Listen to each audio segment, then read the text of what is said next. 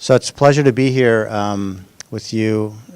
It is the sort of the middle of Space Week, and Space Week started on October 4th. October 4th is an important day because of it was the launch of Sputnik, which is the first satellite launched by the Soviet Union in 1957. So as you can see, in not many years, 61 years, we've come quite a long way.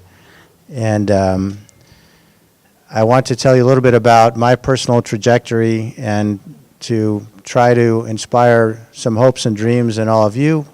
I don't really know if anybody, who wants to be an astronaut? Anybody? That's a lot, actually. It's not for everybody.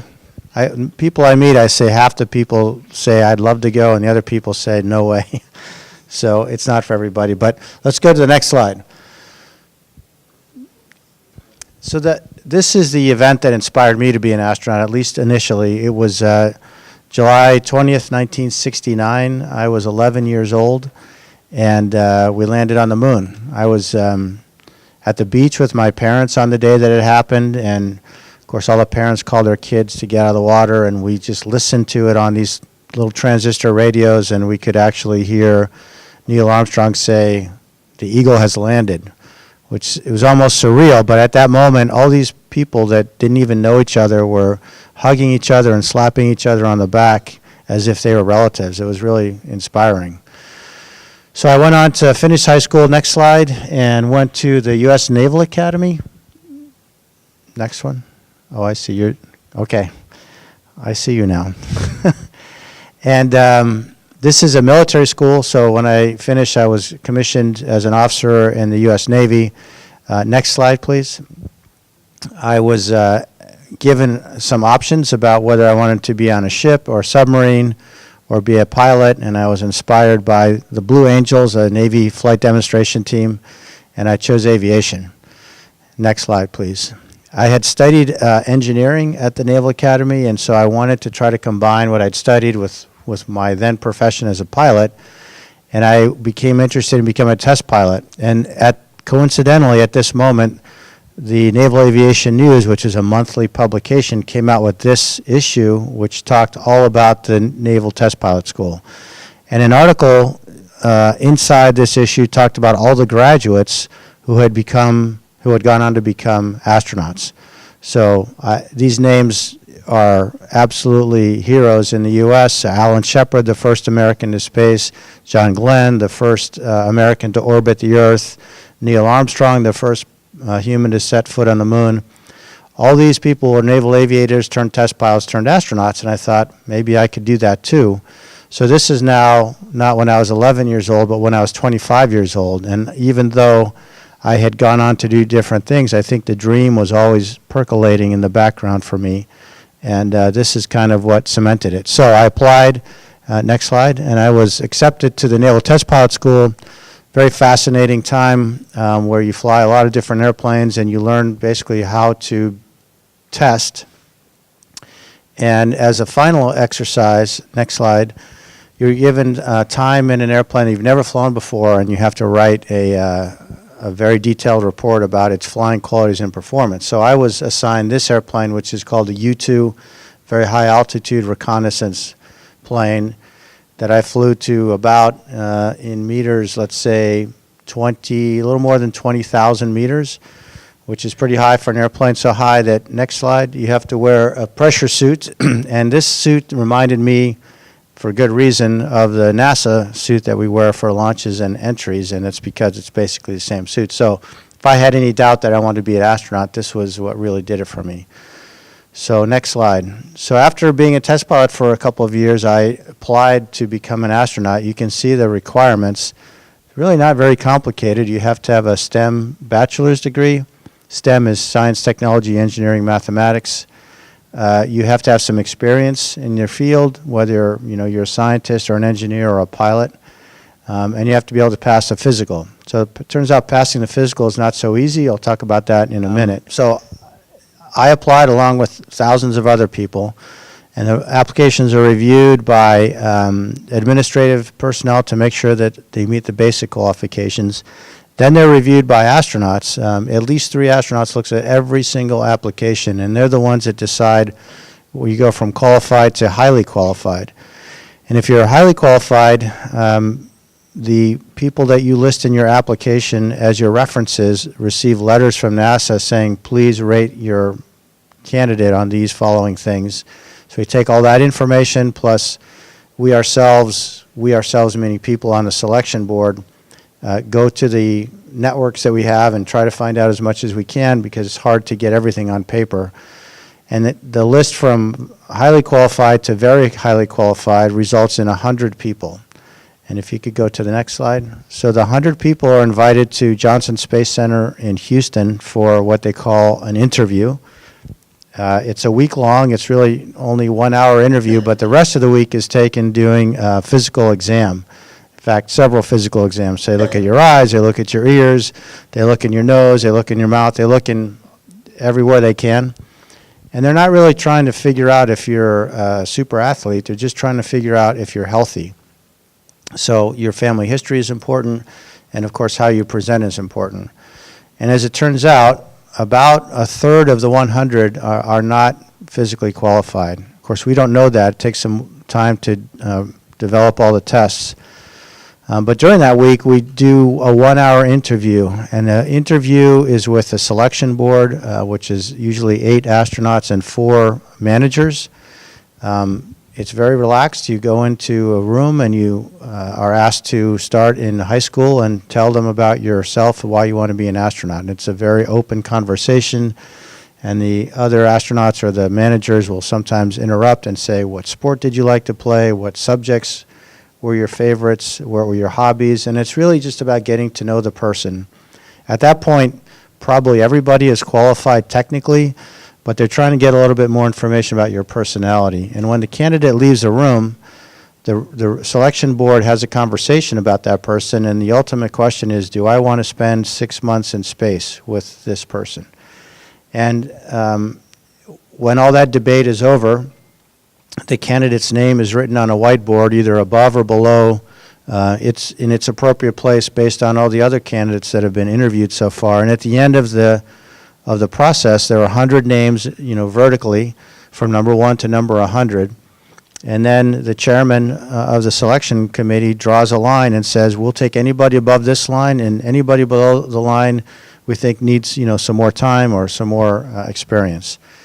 So then we get the results of the medical. So again, even those above the line, maybe 2/3 of them are left after they cross the ones out. And then we just take however many the agency says we need that year. So the minimum that I've seen is 8, and the maximum is 35. Next slide. So in 1992, I was selected, one of 24 people. Next slide. So this is my class, if you will. One more.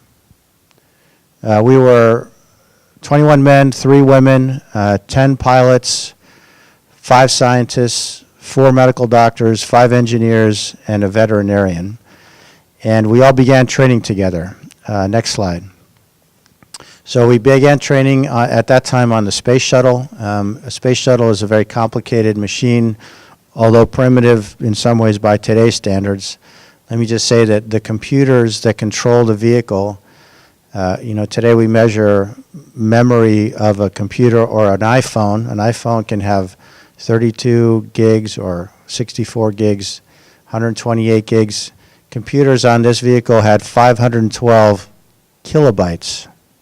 Maybe you don't know what that is, but a gig is a billion, a meg is a million, a kilobyte is 1,000, so it's pretty primitive. But at the time, it was pretty complicated, and so we had to learn how this system worked. And each of these vehicles, like any machine, is made up of different systems. So you're in a car, you have an engine, you have a radio, you have a climate system. In the space shuttle, it's very similar, only there are quite a bit more of them. So we learned each system one by one. First, we learned how the system was designed by an engineer. Then we learned how the system is operated by a flight controller, so somebody who works in mission control. Then we learned how the system is really used by an astronaut, so somebody who had flown before. And once we had learned about all those systems independently, next slide, we did training in a simulator. So this simulator is actually uses flight hardware, meaning the same computers that the shuttle has, the same displays, the same switches, everything is the same, and it uses flight software as well. So it's very high fidelity. You can imagine putting it all together the first few times is pretty challenging. So the instructors would just walk us through nominal procedures. So just the steps that you would take in a normal flight. And then as we got better and better at it, they would begin to introduce malfunctions. First, relatively simple malfunctions that we would follow procedures to fix, and then more and more complicated malfunctions, sometimes happening simultaneously. So the 4 people on the flight deck sometimes were divided into teams because there was a problem with the environmental control and life support system over here and a problem with the reaction control system over there. So after doing this for many, many times, we got pretty good at it. Next slide. So we practiced the most, I'll say, dangerous parts many, many times in this simulator, which is different because it can move. In fact, it can move in 6 axes. It can start, in fact, it starts the launch sequence vertically, and then it initiates a launch by moving and shaking. And when it's actually re-entering, it can point it in a nose-down position. So it's quite realistic. You can see it has monitors above where the windows would be, so when you're sitting inside, you really feel like you're there. Now, one thing it cannot simulate is zero-G, and so for that, we have, next slide, this airplane. This is a converted military tanker aircraft that we used to do parabolic flights. So what that means is that you make these waves like this, and when you're going over the top for about 20 or 25 seconds, we're in zero-G, we're actually floating. And as you pull out on the bottom for 20 or 25 seconds, you're up to 2 Gs. And so we do 40 of those parabolas, which is where this plane gets a nickname, the Vomit Comet. Next slide, please. So, but during the fun part, which is a zero-G part, it's fantastic. I mean, if you've ever jumped from a diving board or on a trampoline, you've all felt the sensation of zero-G, if just for a split second. So it's right as you stop going up and right before you start coming down. So as I said, here it lasts 20 or 25 seconds, but in space it lasts forever. And that's not because there's no gravity in space. It's the same idea. We're actually falling around the Earth because we're going so fast. And so our speed compensates for the gravity's attraction. So even though if you were to stand still, the gravity is about almost the same as it is on the surface, as we're going so fast, we feel like we're weightless. So we call that free fall. Next. So we also fly this T-38. It's a high-performance supersonic jet trainer that the Air Force uses for its advanced training. We use it for a slightly different purpose. So in the first few astronaut classes, all the way up to 1978, all of the candidates were military test pilots. But then we started hiring this more diverse group of engineers and scientists. And some of them had never had any experience flying in an airplane other than a commercial airliner. So we put a pilot in the front and a non-pilot in the back, and they work together as a team to execute the flight, to take care of any problems. And they're in a real operational environment where you have to make decisions, and your decisions matter. And that really helps get the backseaters involved and up to speed as an operator. Next slide. So this program is called Spaceflight Readiness Training, and it started in 1978, as I mentioned, and it starts really getting let's say the scientists, the people who are medical doctors that work in a hospital or scientists who work in a laboratory in this operational mode. Next slide. You have to wear, unfamiliar equipment like an oxygen mask and a helmet, and you're sitting in an ejection seat, and things are happening pretty fast. And it also helps the pilots to become better members of a team. So often pilots fly by themselves, and this helps them do what we call space flight resources management. So we work together as a team because we're all in one cockpit. Next slide. So we go from way up high to down below the surface of the water. This is a swimming pool, very big one, about 60 meters by 30 meters by 15 meters deep. And in it are mock-ups of the Space Shuttle, Cargo Bay, the Hubble Space Telescope, the space station, whatever we happen to be working on. And this is where we train for spacewalks. Next slide. So when we're submerged underwater, we are neutrally buoyant. In fact, this pool has a technical name of the Neutral Buoyancy Laboratory. And once we're inside, they can either add a little bit of weight or take off a little weight to make the crew member be completely neutral. The suit is essentially the exact same suit that we wear in space. It's pressurized to the same delta P, meaning the same difference between the pressure inside the suit and outside the environment, so it simulates what it's going to be like to move. But most of all, it simulates being in zero gravity, because as you know, if you've been in a swimming pool, you know, depending on your body, you may sink or you may float, but you're pretty close to being neutral. Next slide. So the suit is not one size fits all. We have different size arms and legs and torso and gloves.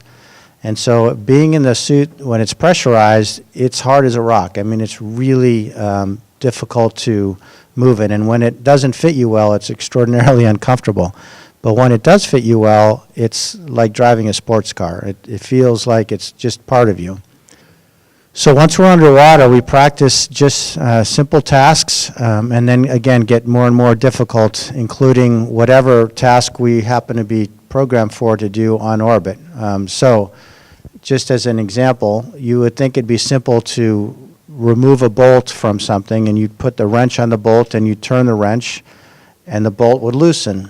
But in space, if you put the the wrench on the bolt and you turn it, your whole body may turn in the other direction because there's nothing necessarily holding you down. You're not reacting against the ground thanks to gravity. So these simple techniques all the way to very complicated maneuvers are practiced in the pool. We have a team of safety divers that are always with us. We have a control team that's supervising the safety parts, as well as a different control team that's supervising the training. So it's a really big team effort. It's a long day. We spend about 6 hours underwater. We're breathing a special mix of oxygen and nitrogen, so like air, but it's much more oxygen rich, which avoids having problems with decompression sickness. Okay, other kinds of training, medical training. If somebody gets sick or is injured on orbit, we can't necessarily go to the hospital or see a doctor very quickly, so we all have to have some experience. And it's usually minor things. We learn how to stitch, to sew people if they get a cut.